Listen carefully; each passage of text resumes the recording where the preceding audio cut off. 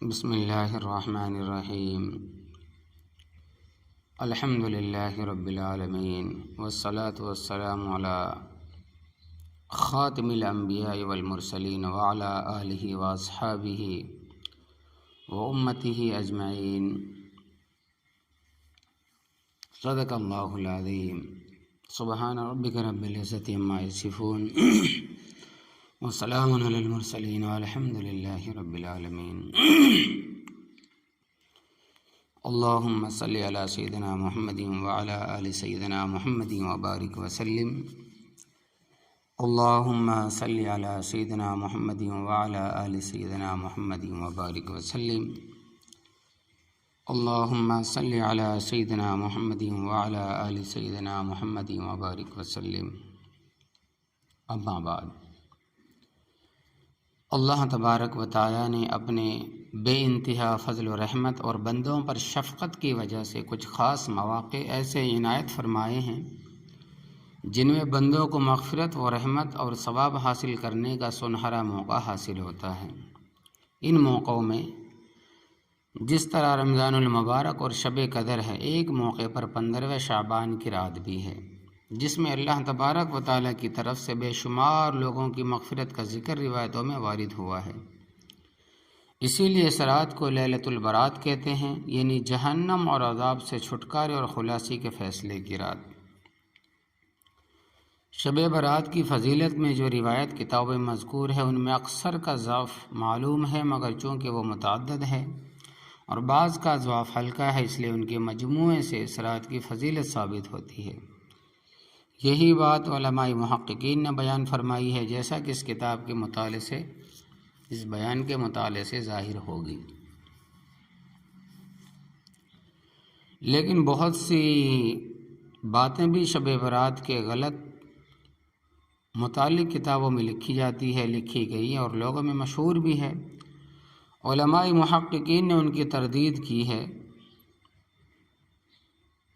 اس کتاب کا مقصد، اس موضوع کا مقصد اور غلط میں تمیز پیدا کرنا ہے۔ اصل چیز شریعت میں کتاب و سنت اور صحابہ کرام کی زندگی ہے۔ جو چیز یہاں سے ملتی ہو اس کو مضبوطی سے پکڑ لینا چاہیے، اور جو باتیں بے اصل ہے، بے بنیاد ہے، ان کو چھوڑ دینا چاہیے۔ تفسیر و احادیث دونوں فنون میں محققین کی تحقیقات موجود ہیں، ان سے خوب فائدہ اٹھانا چاہیے اور لوگوں کو بھی فائدہ پہنچانا چاہیے۔ اسی مقصد کے لیے آپ تمام کے سامنے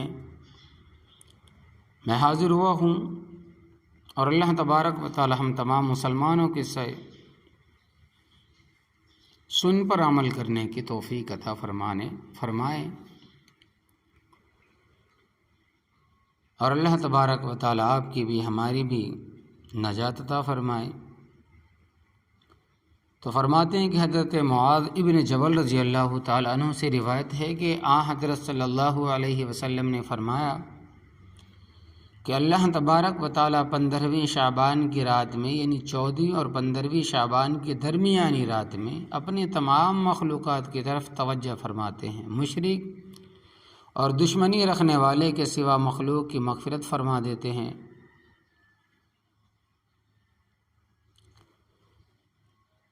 فرماتے ہیں کہ اس کو ابن حبان نے اپنے صحیح میں اور بہقی نے اس کو روایت کیا ہے۔ حضرت عبداللہ ابن عمر رضی اللہ تعالیٰ عنہ سے مروی ہے کہ رسول اللہ صلی اللہ علیہ وسلم نے فرمایا کہ اللہ تبارک و تعالیٰ 15ویں شعبان کی رات میں اپنی مخلوق کی طرف متوجہ فرماتے ہیں اور اپنے بندوں کی مغفرت فرماتے ہیں، سوائے دو کے، ایک دشمنی رکھنے والا یعنی کہ کینہ رکھنے والا، دوسرا کسی نفس محترم کو قتل کرنے والا، اور اس کو امام احمد نے نرم سند کے ساتھ روایت کیا ہے۔ مکحول رضی اللہ رحمۃ اللہ علیہ نے کثیر ابن مرہ رحمۃ اللہ علیہ سے نقل کیا ہے کہ انہوں نے حضرت صلی اللہ علیہ وسلم سے، آپ صلی اللہ علیہ وسلم نے فرمایا کہ 15ویں شعبان کی رات میں اللہ تبارک و تعالی زمین والوں کی طرف مغفرت فرماتے ہیں، مگر مشرک اور دشمنی رکھنے والے کی مغفرت نہیں فرماتے۔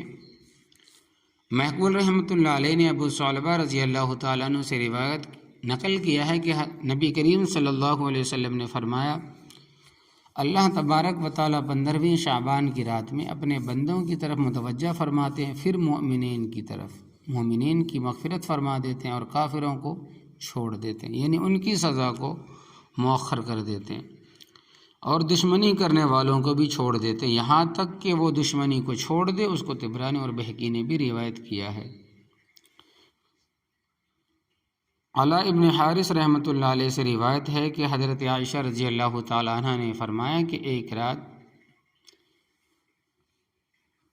حضرت صلی اللہ علیہ وسلم اٹھے، نماز پڑھے اور اتنا لمبا سجدہ کیا کہ میں نے سمجھا کہ آپ صلی اللہ علیہ وسلم کا وصال ہو گیا، انتقال ہو گیا۔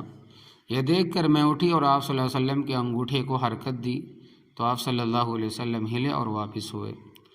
جب آپ صلی اللہ علیہ وسلم سجدے سے اٹھے اور نماز سے فارغ ہوئے تو فرمایا کہ عائشہ، یہ فرمایا کہ اے حمیرہ، کیا تم نے یہ سمجھا کہ نبی کریم صلی اللہ علیہ وسلم نے تمہارے ساتھ بے وفائی کی، غداری کی؟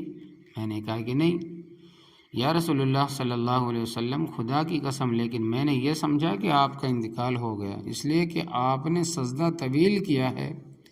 آپ صلی اللہ علیہ وسلم نے فرمایا کہ جانتی ہو عائشہ یہ کون سی رات ہے؟ میں نے کہا کہ اللہ اور اس کے رسول صلی اللہ علیہ وسلم ہی زیادہ جانتے ہیں۔ فرمایا کہ عائشہ یہ 15ویں شعبان کی رات ہے۔ اللہ تبارک و تعالیٰ اس رات میں اپنے بندوں کی طرف توجہ فرماتے ہیں اور مغفرت طلب کرنے والوں کی مغفرت فرماتے ہیں، اور رحم طلب کرنے والوں پر رحم فرماتے ہیں، اور دشمنی رکھنے والوں کو مؤخر کر دیتے۔ ان کی حالت پر اس کو بھی بہقی نے روایت کیا اور فرمایا کہ یہ بھی جید مرسلہ اور شاید علماء نے مکحول سے سنا ہو۔ مرسل ایسی روایت کو کہتے ہیں جس میں تابعی حضرت صلی اللہ علیہ وسلم کے قول یا فعل کو نقل کرے۔ ایسی روایت امام ابو حنیفہ اور امام مالک کے یہاں قبول ہوتی ہے، امام شافعی اور امام احمد کے یہاں بھی، جبکہ اس کی تائید کسی اور دوسری روایت سے ہوتی ہو، اور یہاں ایسا ہی ہے۔ تو اس روایت میں یہ بھی ہے کہ میں نے سنا کہ حضرت صلی اللہ علیہ وسلم سجدے میں یہ دعا پڑھ رہے تھے کہ اے خدا، میں تیری سزا سے تیری عفو کی پناہ میں آتا ہوں، اور تیری ناراضگی سے تیری رضا کی پناہ میں آتا ہوں، تیرے عذاب سے تیری پناہ میں آتا ہوں، میں تیری پوری تعریف نہیں کر سکتا، تو ویسا ہی ہے جیسا تو نے خود اپنی تعریف کی۔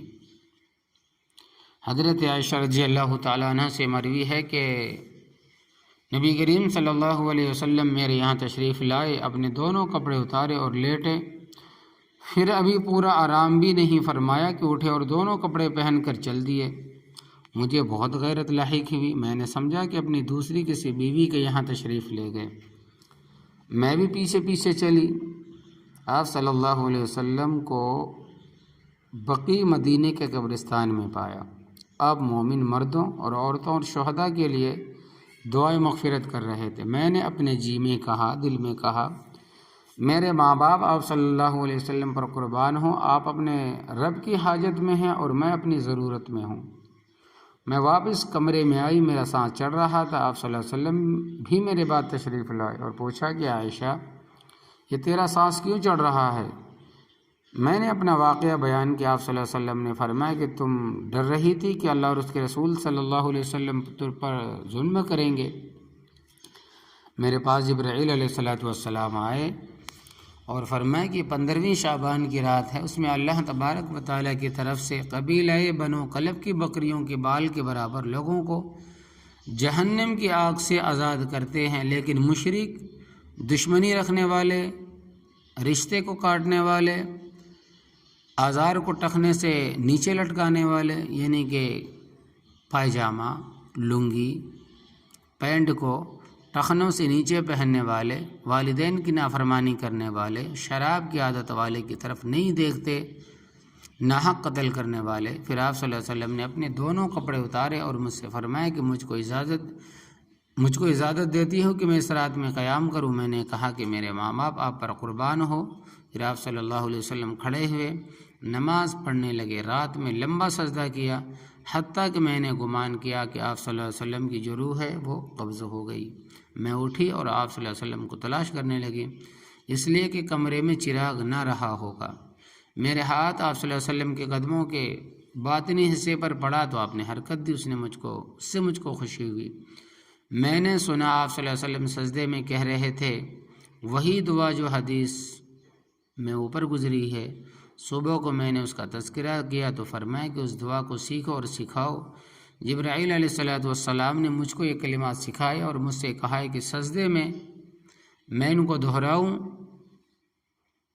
یہ روایت بھی ضعیف ہے، اس لیے کہ حافظ منذری نے اس روایت کو رویہ سے ذکر کیا اور آخر میں کوئی کلام نہیں کیا۔ دیوچہ میں لکھا ہے کہ اسناد ضعیف کی دو پہچان، ایک لفظ رویہ سے اس کو شروع کرنا، دوسرے آخر میں کلام نہ کرنا۔ دوسری کہ ایک مرتبہ حضرت عائشہ رضی اللہ تعالیٰ عنہ فرماتی ہیں کہ میں نے ایک رات حضرت نبی کریم صلی اللہ علیہ وسلم کو سو کر اٹھنے کے بعد نہیں پایا۔ میں باہر نکلی تو نبی کریم صلی اللہ علیہ وسلم بقی میں تھے۔ آپ صلی اللہ علیہ وسلم نے فرمایا کہ کیا تم ڈر رہی تھی کہ اللہ تبارک و تعالیٰ اس کے رسول تم پر ظلم کریں گے، یعنی تمہاری باری کے دن دوسری بیوی کے پاس چلے جائیں گے؟ میں نے کہا کہ ہاں رسول اللہ صلی اللہ علیہ وسلم، میں نے سمجھا کہ اب دوسری بیوی کے یہاں تشریف لے گا۔ آپ صلی اللہ علیہ وسلم نے فرمایا کہ اللہ تبارک و تعالیٰ نصف شعبان کی رات میں قریبی آسمان کی طرف نزول فرماتے ہیں۔ یہ اترنا اللہ تبارک و تعالیٰ کی شان کے مطابق ہوتا ہے اور بنو قلب قبیلے کی بکریوں کے بالوں کی تعداد سے بھی زیادہ مغفرت فرماتے ہیں۔ حضرت ابو موسیٰ اشعری رضی اللہ تعالیٰ عنہ فرماتے ہیں کہ اللہ تبارک و تعالیٰ 15ویں شعبان کی رات میں توجہ فرماتے اور مشرک اور کینہ رکھنے والے کے سوا تمام مخلوق کی مغفرت فرما دیتے ہیں۔ حضرت علی رضی اللہ تعالیٰ عنہ سے روایت ہے کہ نبی کریم صلی اللہ علیہ وسلم نے فرمایا کہ جب 15ویں شعبان کی رات ہو تو اس رات میں تم قیام کرو اور اس دن میں روزہ رکھو، اس لیے کہ اللہ تبارک و تعالیٰ اس رات میں غروب آفتاب ہی سے قریبی آسمان پر نزول فرماتے ہیں اپنی شان کے مطابق، اور فرماتے ہیں کوئی مغفرت کا طالب ہے کہ میں ان کی مغفرت کروں، اور کوئی روزی کا چاہنے والا ہے کہ میں اس کو روزی عطا کروں، کوئی مصیبت میں مبتلا ہے کہ میں اس کو عافیت پہنچاؤں۔ اسی طرح اور بھی اعلانات فرماتے رہو، صبح تک یہی جاری رہتا ہے۔ حضرت ابوبکر صدیق رضی اللہ تعالیٰ عنہ سے روایت ہے کہ نبی کریم صلی اللہ علیہ وسلم نے فرمایا اللہ تبارک و تعالیٰ 15ویں شعبان کی رات میں قریبی آسمان کی طرف نزول فرماتے ہیں، پھر ہر چیز کی مغفرت فرما دیتے ہیں مگر سوائے مشرک کے اور اس کے جس کے دل میں دشمنی ہے، یعنی کینہ ہو۔ عثمان ابن ابی العاص رضی اللہ تعالیٰ عنہ سے مروی ہے کہ نبی کریم صلی اللہ علیہ وسلم نے فرمایا کہ نصف شعبان کی رات میں اللہ تبارک و تعالیٰ قریبی آسمان کی طرف نزول فرماتے ہیں اور ایک آواز دینے والا آواز دیتا ہے کہ ہے کوئی مغفرت کا طالب کہ میں اس کی مغفرت کروں، ہے کوئی مانگنے والا کہ میں اس کو دوں؟ چنانچہ ہر سائل کو دیتا ہے سوائے اس عورت کے جو زانیہ ہو اور سوائے مشرک کے۔ حضرت عائشہ رضی اللہ تعالیٰ عنہ سے روایت ہے کہ نصف شعبان کی رات میں حضرت صلی اللہ علیہ وسلم میرے یہاں تھے، میرے یہاں رہنے کی باری تھی۔ رات کے درمیان میں نے آپ صلی اللہ علیہ وسلم کو نہیں پایا تو مجھے غیرت آئی جو عورتوں کو لاحق ہوا کرتی ہے۔ میں نے اپنی چادر لپیٹ کر حضرت نبی کریم صلی اللہ علیہ وسلم کو آپ صلی اللہ علیہ وسلم کی بیویوں کے کمروں میں تلاش کرنا شروع کر دیا، لیکن کہیں نہ ملے۔ میں اپنے کمرے میں واپس ہوئی تو آپ صلی اللہ علیہ وسلم کو دیکھا کہ سجدے میں پڑے ہوئے ہیں اور سجدے میں یہ فرما رہے ہیں کہ ایک دعا ہے کہ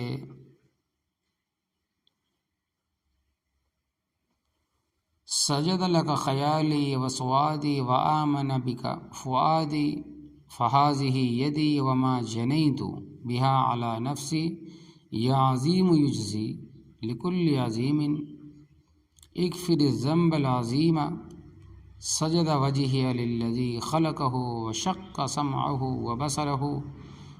پھر سر اٹھایا اور دوبارہ سجدے میں گئے، پھر فرمایا اعوذ برضاک من سخطک واعوذ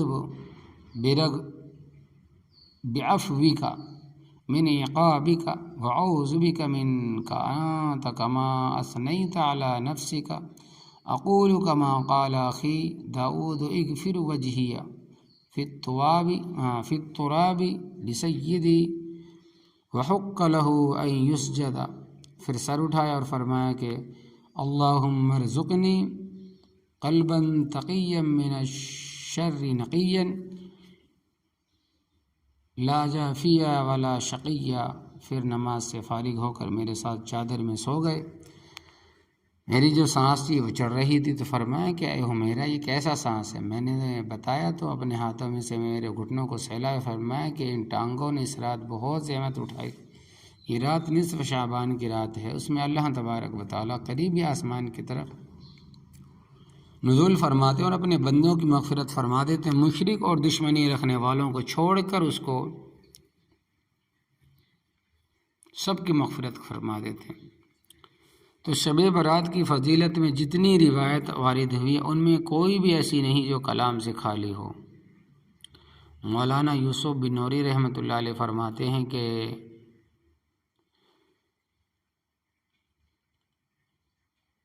کہ معارف السنن میں کہ ولم اخف علی حدیث مسند مرفوع صحیح فی فضلتها. اس طرح چونکہ ضعیف روایت کی کئی ایک ہیں اور متعدد صحابہ سے مروی ہے. بعض کی سند میں زیادہ کلام نہیں، بعض کو ابن حبان نے اپنے صحیح میں جگہ دی، بعض کی سند کو منذری نے.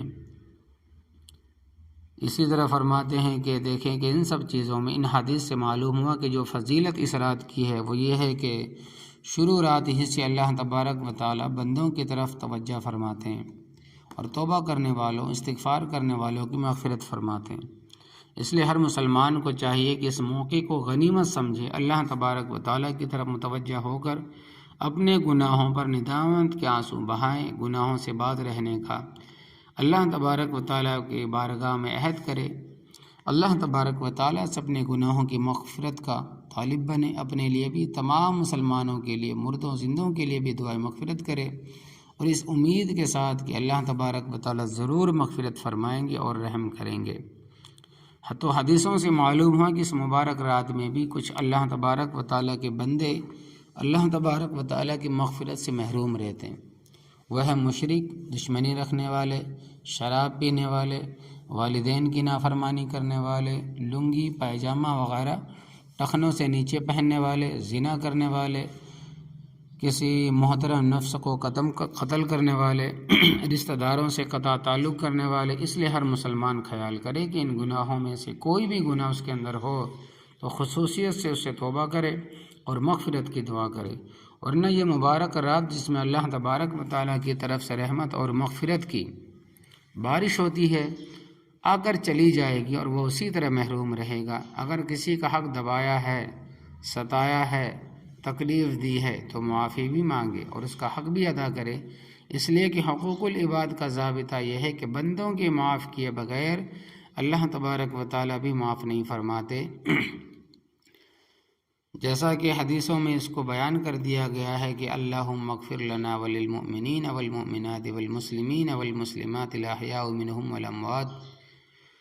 شب برات کی خصوصیت یہ ہے کہ اول شب ہی سے مغفرت و رحمت کی بارش ہونے لگتی ہے اور صبح تک رہتی ہے اور بے شمار لوگوں کی گناہ معاف کر دیے جاتے ہیں. ورنہ اللہ تبارک و تعالیٰ کا قریبی آسمان کی طرف نازل ہونا ہر رات ہوتا ہے، لیکن صرف ثلث اخیر میں، یعنی کہ اخیر رات میں، مگر ہر رات اس کثرت سے مغفرت کا اعلان نہیں.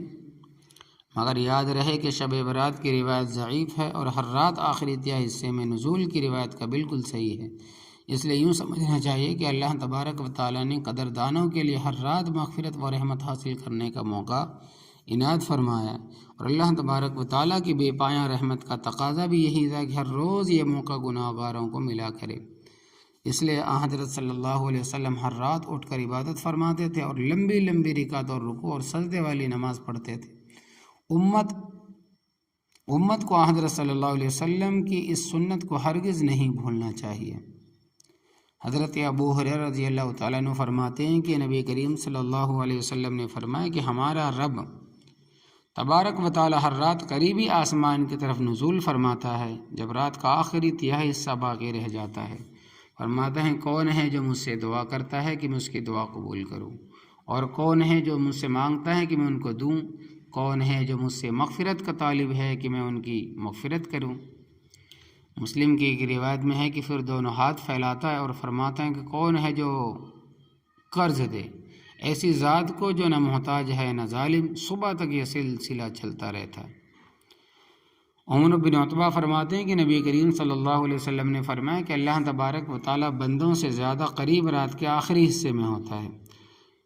تم سے اگر ہو سکے تو اس وقت اللہ تبارک و تعالیٰ کا ذکر کرو۔ حضرت عائشہ رضی اللہ تعالیٰ عنہ فرماتی ہیں کہ حضرت صلی اللہ علیہ وسلم اول شب میں سو جاتے، شروع رات میں سو جاتے عشاء کی نماز پڑھ کر، اور آخر رات کو زندہ کرتے، یعنی آخر شب کو زندہ کرتے، یعنی عبادت کرتے تھے۔ حضرت عائشہ رضی اللہ تعالیٰ عنہ فرماتی ہیں کہ نبی کریم صلی اللہ علیہ وسلم رمضان اور غیر رمضان میں 11 رکعتوں سے زیادہ نہیں پڑھتے تھے۔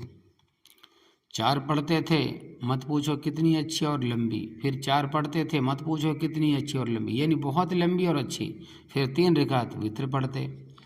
حضرت عائشہ رضی اللہ تعالیٰ عنہ فرماتی ہیں کہ نبی کریم صلی اللہ علیہ وسلم ایسی نماز پڑھتے تھے کہ آپ کے دونوں قدم پھول جاتے، کبھی فرمایا کہ پھٹ جاتے۔ کہا جاتا ہے کہ آپ صلی اللہ علیہ وسلم اتنی کیوں محنت کرتے ہیں، آپ کے اگلے پچھلے سب گناہ معاف ہیں، تو فرماتے ہیں کہ کیا میں شکر گزار بندہ نہ بنوں۔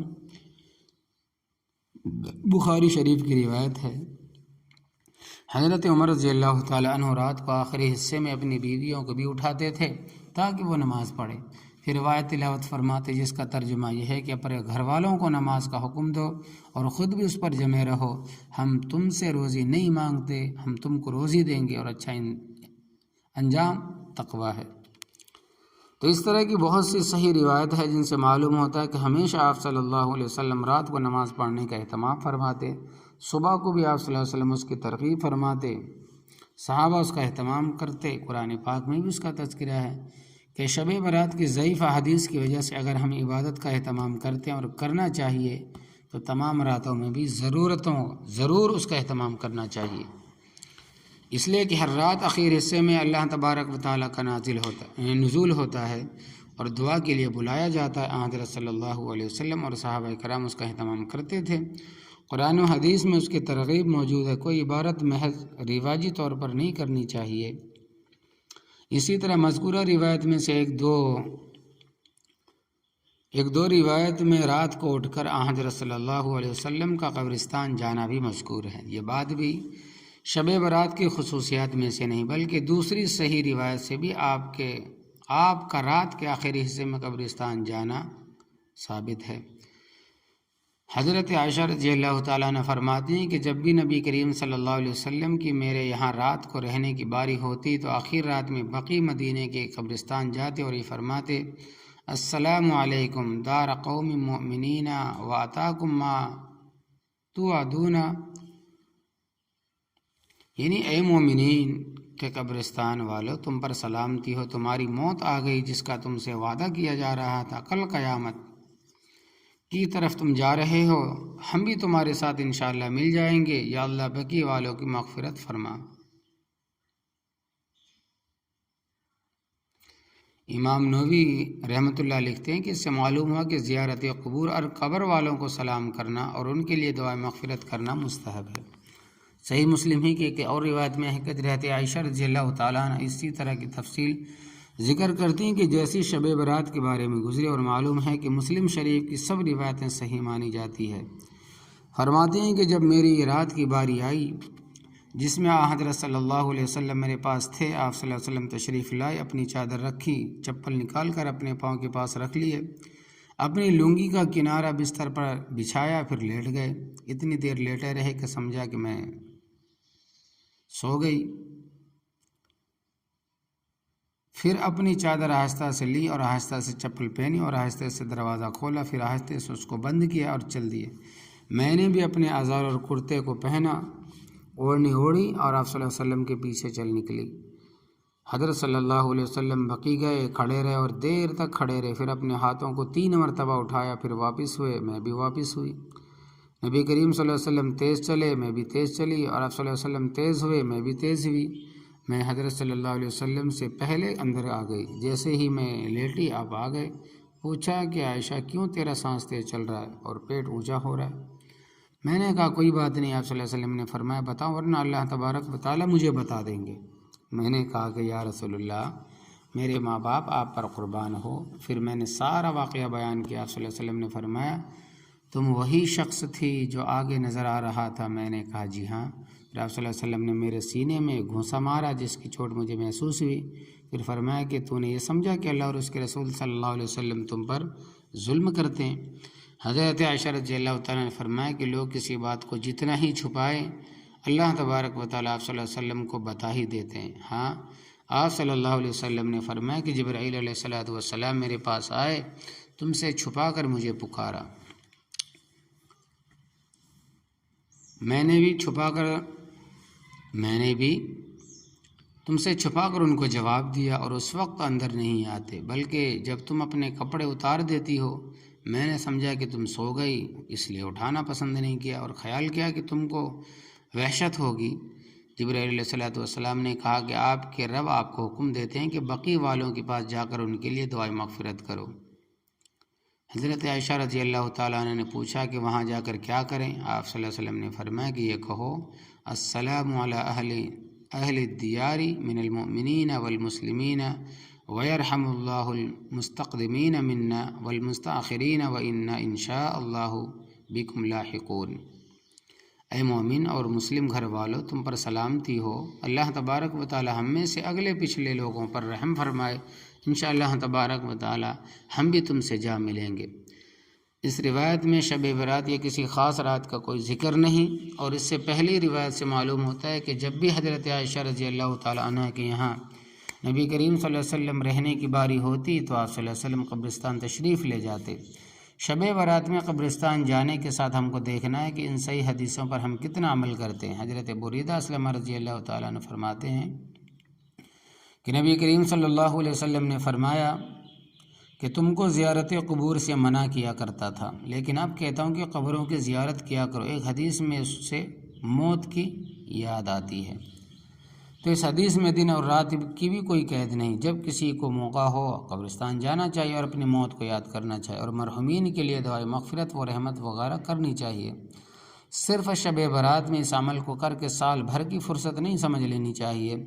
زیارت قبور کے لیے خاص دن کی تخصیص مثلا جمعہ یا جمعرات کی کسی حدیث سے ثابت نہیں، اس لیے ایسی تخصیص کا اعتقاد نہیں رکھنا چاہیے، لیکن ہفتے میں تو ایک مرتبہ کسی نہ کسی دن جانا چاہیے، جیسے کہ جمعے کے دن، مگر ضروری نہیں ہے، وقت ملے تو چلے جائیں، مگر جانا بہتر ہے۔ علامہ انور شاہ کشمیری رحمۃ اللہ علیہ نے فرمایا کہ شب برات کی فضیلت ثابت ہے، لیکن کتابوں میں جو منکر اور ضعیف روایتیں مذکور ہے ان کی کوئی اصل نہیں۔ علامہ یوسف بنوری رحمۃ اللہ علیہ معارف السنن میں فرماتے ہیں کہ ایسی روایت ابو طالب مکی نے قوت القلوب میں ذکر کی ہے، انہی کا اتباع امام غزالی نے کیا، اور انہی دونوں کی پیروی شیخ عبد القادر جیلانی رحمۃ اللہ علیہ نے غنیت الطالبین میں کی ہے۔ حضرت علی رضی اللہ تعالیٰ عنہ سے ایک روایت ذکر کی جاتی ہے کہ جس میں 100 رکعت کی نماز بتائی گئی ہے۔ ابن الجوزی وغیرہ نے اس کے موضوع میں ہونے کی تصریح کی، یعنی کہ من گھڑت ہے۔ غنیت الطالبین اگرچہ شیخ عبد القادر جیلانی رحمۃ اللہ علیہ کی تصنیف ہے، لیکن اس میں بہت سی باتیں بعد میں داخل کر دی گئی، یہ بات امام ذہبی نے کہی ہے۔ ملا علی قاری رحمۃ اللہ علیہ نے شب برات کی نمازوں کے بارے میں ایک خاص فصل قائم کی ہے، اور ان کو ذکر کر کے ان کا بے اصل ہونا بیان لکھا، اور لکھا ہے کہ یہ نمازیں 4 صدی کے بعد ایجاد ہوئی ہے، اور بیت المقدس سے ان کی ابتدا ہوئی، پھر ان کے لیے حدیثیں وضع کر لی گئی۔ بعض حضرات 15ویں شعبان کے روزے کو سنت بتاتے ہیں، ان کو ابن ماجہ کی حضرت علی رضی اللہ تعالیٰ عنہ کی روایت سے دھوکہ ہوا، یہ روایت معتبر نہیں، اور روزے کا ذکر اسی روایت میں ہے۔ یہ حدیث نمبر 8 ہے، اس کے حاشیہ میں ہم نے بتا دیا کہ اس میں ایک راوی ابن ابی صبرہ بہت ہی ضعیف ہے، اس پر حدیث وضع کرنے کا الزام ہے۔ اسی طرح فرماتے ہیں کہ ماہ شعبان میں روزہ رکھنا کسی دن کی تخصیص کے بغیر حضرت صلی اللہ علیہ وسلم سے ثابت آپ شعبان کے روزہ کثرت سے رکھتے تھے۔ حضرت عائشہ رضی اللہ تعالیٰ عنہ فرماتی کہ میں نے نہیں دیکھا کہ نبی کریم صلی اللہ علیہ وسلم نے رمضان کے سوا کسی مہینے میں پورے مہینے کا روزہ رکھا، اور شعبان سے زیادہ کسی مہینے آپ کو روزہ رکھتے نہیں دیکھا۔ بعض روایتوں میں یہ بھی ہے کہ پورے شعبان کا روزہ رکھتے تھے، لیکن اس کا مطلب مشہور محدث حضرت عبداللہ ابن مبارک رحمۃ اللہ علیہ نے یہ بیان کیا ہے کہ مہینے کے اکثر حصے میں روزہ رکھتے تھے۔ عرب کے لوگ اکثر مہینے میں روزہ رکھتے تو کہہ دیتے کہ پورے مہینے روزہ رکھا۔ ابن عباس رضی اللہ تعالیٰ عنہ بھی نے فرمایا کہ نبی کریم صلی اللہ علیہ وسلم نے رمضان کے سوا کسی مہینے کے پورے روزے نہیں رکھے، اس لیے شعبان میں کثرت سے روزہ رکھنا بے شک حضرت صلی اللہ علیہ وسلم کا اتباع ہوگا۔ اگر ضعف کا خطرہ ہو تو آدھے شعبان کے بعد روزہ نہ رکھے جائیں۔ حضرت ابو ہریرہ رضی اللہ تعالیٰ عنہ فرماتے ہیں کہ نبی کریم صلی اللہ علیہ وسلم نے فرمایا کہ جب آدھا شعبان رہ جائے تو روزہ مت رکھو۔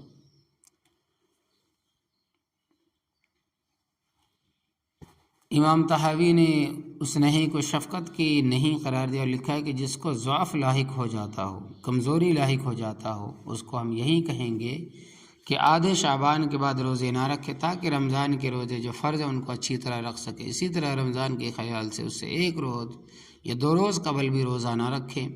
حضرت صلی اللہ علیہ وسلم نے اس سے بھی منع فرمایا۔ ہاں کسی کو مہینے کے آخر میں روزہ رکھنے کی عادت ہو یا ہفتے کے خاص دنوں میں اور شعبان کے آخر میں آ گئے تو شعبان کے آخر میں رکھ سکتا ہے، اس لیے یہ روزہ ماہ رمضان کی تعظیم کی وجہ سے نہیں ہے۔ اسی طرح شک کے دن میں بھی عام لوگوں کو روزہ نہیں رکھنا چاہیے، بلکہ دوپہر کے قریب تک انتظار کرنا چاہیے۔ چاند کی خبر نہ آئے تو کھانا پینا چاہیے۔ ہاں خاص لوگ جیسے علماء مفتیان کرام نفل کی نیت سے روزہ رکھ سکتے ہیں۔ نوٹ: شک کا دن 30ویں شعبان کو کہتے ہیں، 29ویں شعبان کو کہتے ہیں، جبکہ اس سے پہلی رات میں بدلی وغیرہ کی وجہ سے رمضان کا چاند نظر نہ آیا ہو۔ کیا قرآن کریم میں شب برات کا ذکر ہے؟ صحیح قول کے مطابق اس کا جواب نفی میں، یعنی قرآن کریم میں شب برات کا ذکر نہیں ہے۔ سورہ دخان میں ارشاد خداوندی ہے کہ ہم نے اس کتاب کو مبارک رات میں نازل کیا، بے شک ہم ڈرانے والے ہیں۔ اس رات میں ہر حکمت والا معاملہ ہماری طرف سے فیصلہ کر کے صادر کیا جاتا ہے۔ اس میں مبارک رات سے مراد شب قدر ہے جو رمضان کے اخیر عشرے میں ہوتی ہے۔ اس کو مبارک اس لیے فرمایا گیا کہ اس میں اللہ تبارک و تعالیٰ کی طرف سے اپنے بندوں پر بے شمار خیر و برکت نازل ہوتی ہے، اور قرآن کریم کا شب قدر میں نازل ہونا سورہ قدر میں صاف صاف بیان کیا گیا۔ اسی طرح یہ بات بھی قرآن میں صاف مذکور ہے کہ رمضان کے مہینے میں قرآن لوح محفوظ سے قریبی آسمان پر نازل ہوا۔ سورہ بقرہ کو 23 آیت 158 185 اس لیے آیت دخان کا مطلب یہ ہے کہ شب قدر میں سال بھر کی موت و رزق کی تفصیل لوح محفوظ سے نقل کر کے فرشتوں کو دی جاتی ہے۔ یہی بات جمہور مفسرین سے مروی ہے۔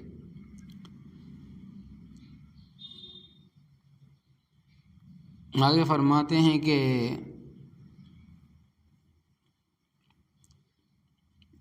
شب برات کی فضیلت چونکہ متعدد ضعیف روایتوں میں آئی ہے، اس کے معارض کوئی آیت کوئی حدیث نہیں، اس لیے اس کی فضیلت جو تسلیم کی جائے گی، لیکن شب برات میں رزق اور موت کے فیصلے کی بات قرآن کریم میں معارض ہے، اس لیے منقول قابل قبول نہیں، اس لیے محققین برابر اس کی تصدیق کرتے رہتے ہیں۔ ابن عباس رضی اللہ تعالیٰ عنہ سے ایک روایت ذکر کی جاتی ہے کہ رزق اور موت و حیات وغیرہ کے فیصلے شب برات میں لکھے جاتے ہیں اور شب قدر میں فرشتوں کے حوالے کیے جاتے ہیں۔ مشکات میں ایک روایت حضرت عائشہ رضی اللہ تعالیٰ عنہ سے بہقی کی الدعوۃ الکبیر کے حوالے سے مذکور ہے کہ اس میں شب برات میں پیدا ہونے والوں مرنے والوں کے لکھے جانے اور اعمال پیش ہونے اور رزق نازل ہونے کا مضمون مذکور ہے۔ اس حدیث کا حال معلوم نہیں۔ اسی طرح اس موقع پر امت میں بہت سے بے بنیاد اعتقادات افعال رائج ہے جو ناجائز اور بدعت ہے۔ ان میں سے چند یہ ہیں کہ آگ سے کھیلنا، روشنی زیادہ کرنا۔ شاہ عبدالحق محدث دہلوی رحمۃ اللہ علیہ اپنی کتاب میں لکھتے ہیں کہ ایک بری بدعت جو ہندوستان کے اکثر شہروں میں رائج ہے وہ یہ ہے کہ لوگ چراغ روشن کرتے ہیں اور گھروں کی دیواروں پر رکھتے ہیں اور اس پر فخر کرتے ہیں، نیز جمع ہو کر آگ کے ساتھ لہو و لعب کرتے ہیں، پٹاخے پھوڑتے ہیں۔ یہ ایسی بات ہے جس کا ذکر کسی بھی معتبر کتاب میں نہیں، اس کے متعلق کوئی حدیث ضعیف اور موضوع بھی نہیں، اور ہندوستان کے سوا کہیں اس کا رواج نہیں ہے۔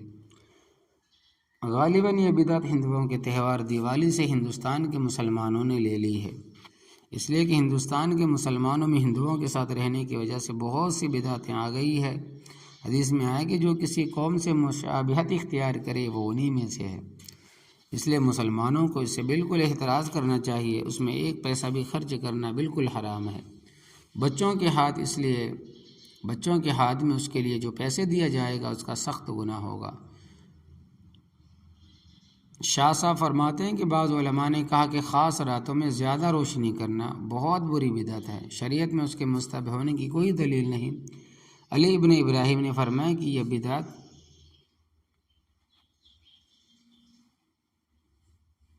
برا مکہ نے ایجاد کی، یہ لوگ مجوسی تھی، آگ کی عبادت کرتے تھے، جب مسلمان ہوئے تو اس طرح کی بات اسلام میں داخل کی، گویا یہ سنت ہے۔ ان کا مقصد یہ ہے کہ مسلمانوں کے ساتھ سجدہ کرتے وقت آگ کی عبادت کریں۔ پھر ائمہ مساجد نے اس رسم کو صلاۃ الرغائب وغیرہ کے ساتھ شامل کر کے عوام کی بھیڑ جمع کرنے اور اپنی سرداری اور بڑائی ظاہر کرنے کا ذریعہ بنایا۔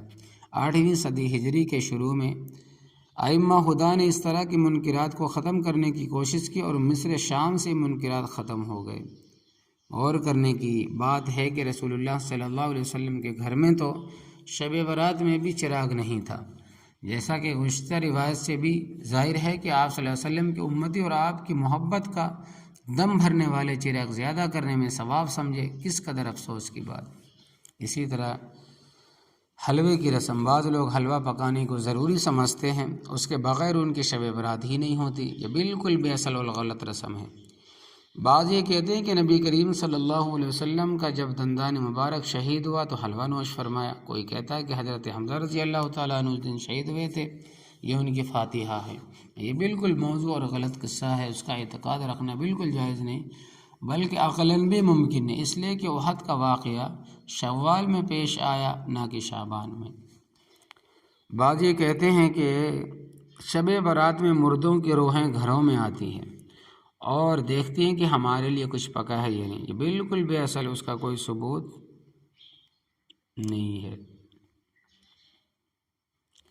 بعض یہ سمجھتے ہیں کہ شب برات سے پہلے کوئی مرتا ہے تو جب تک شب برات میں اس کا فاتحہ نہ ہو وہ مردوں میں شامل نہیں ہوتا، یہ بھی لغو اور احادیث صحیحہ کے خلاف ہے۔ بعض لوگ اس موقع پر برتنوں کا بدلنا، گھر کو رنگ و رونق کرنا کار ثواب سمجھتے، اس طرح بہت سا کھانا غریبوں کے یہاں پہنچ کر ضائع ہو جاتا ہے۔